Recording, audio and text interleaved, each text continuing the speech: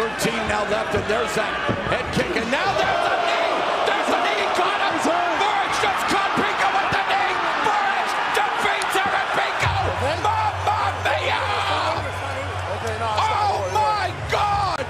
Incredible turn of events here at Madison Square Garden. Pico got dropped with that left knee. That was a huge shot.